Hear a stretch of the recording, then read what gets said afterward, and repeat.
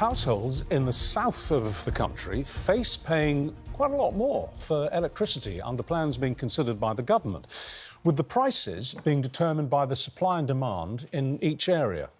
So supporters say it could cut bills overall, while opponents argue, of course, that it will create a postcode lottery on our bills. Energy Secretary Ed Miliband joins us now. A very good morning to you. Lots to talk to you about. Talk to us about this, though, this regional pricing idea. How far along the line are you? And essentially, how can it possibly be fair that those perhaps in Scotland, where there is an abundance of wind energy, would end up paying a lot less for their electricity usage than people in the south? Well, first of all, Ranveer, it's copper-bottomed nonsense, as the Telegraph is apparently saying, that we've made a decision on this. And we're still looking very carefully at it, first point. Secondly, it wouldn't be fair to jack up prices in one part of the country and then suddenly cut them dramatically in another. Any reform we will make will be about cutting bills across the country. And I'm absolutely determined to do this. And we're going to take our time over this. There's different views in the industry. Lots of people are at odds about it. But my bottom line is any reform we make, if it's going to cut bills, it's got to cut bills across the country and not have a postcode lottery. So that's an absolutely clear-cut reply, a very clear-cut answer. There is no prospect of people living in, say, Winchester and Exeter paying any more for their electricity or gas than somebody living in Glasgow or Edinburgh. Not well, going to happen, at the moment, Richard, some people pay more than other people already. But what I'm saying to you is that any reform we would make, if it's about cutting bills, and it's got to be about cutting bills, in my view, is going to cut bills across the country, not have a postcode lottery where we suddenly jack up bills in one part of the country. Couldn't be clearer. Let's talk about net zero.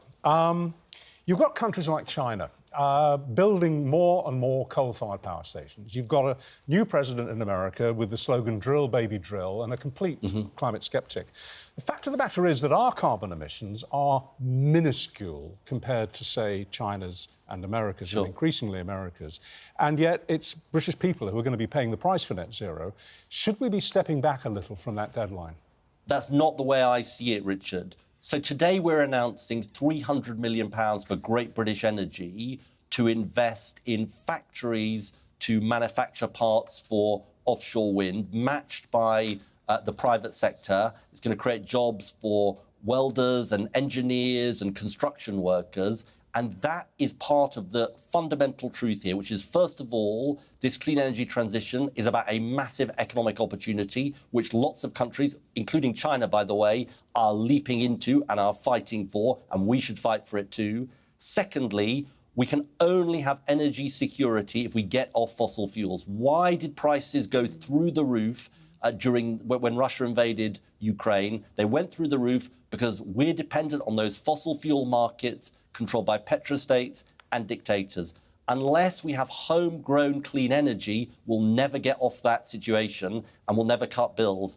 And the last point is, it's the right thing to do for future generations. But this is not just about climate, this is about energy security and good jobs and growth. But you can still have those policies, can't you, without careering towards zero carbon emissions by 2050. Whilst that was a noble aim, there is a lot of mood music. I mean, Nigel Farage said yesterday that Britain should not have any policies at all that are intended to tackle the climate crisis. Of course, many might disagree with that. But the point he's making, as has already been said, is that the British people will pay the price and the effect overall on the climate will be minuscule. So the cost-benefit analysis of net zero for the British public just doesn't hold up at this stage. That's just wrong, Ranveer. I just fundamentally disagree with Nigel Farage. And to be honest, he's got an ideological and extreme view, and he's trying to use anything to try and pretend that this is about putting up prices. Why did prices go up? I go back to this point, when Russia invaded Ukraine, because of fossil fuels. There's only one answer to this. Because we're in the control of these global markets, there's only one answer to this, which is homegrown clean energy we control. So the case for action on clean energy is not just the old case of climate, which I believe in, it's the new case for energy security. If we have that wind power, that solar power, that nuclear power, we control it. We control the price. At the moment, we're on that roller coaster of the fossil fuel markets, which we don't control and which are controlled by dictators like Putin. And that's where Farage would leave us. He'd leave us in the grip of Putin. Putin's boot on our throat. I don't think that's what the British people want. Well, let's skip from across the pond, from Putin to Trump. You're in the Labour government.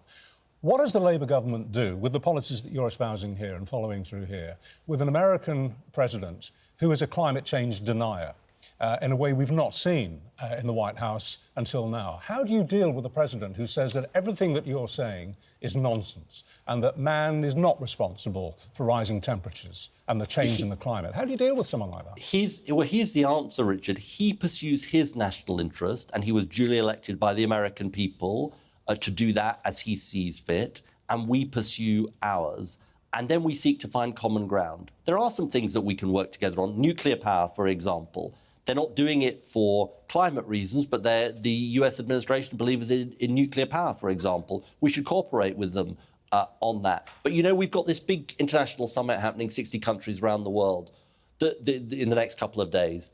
The vast majority of countries are seeing, as I do, the move to clean energy as the right thing to do because they see the energy security benefits of it and they see the economic benefits. Just to give you one fact, 80% of the new investments last year were in renewables and nuclear, not in fossil fuels. That is, despite President Trump, that is the direction in which the world is going.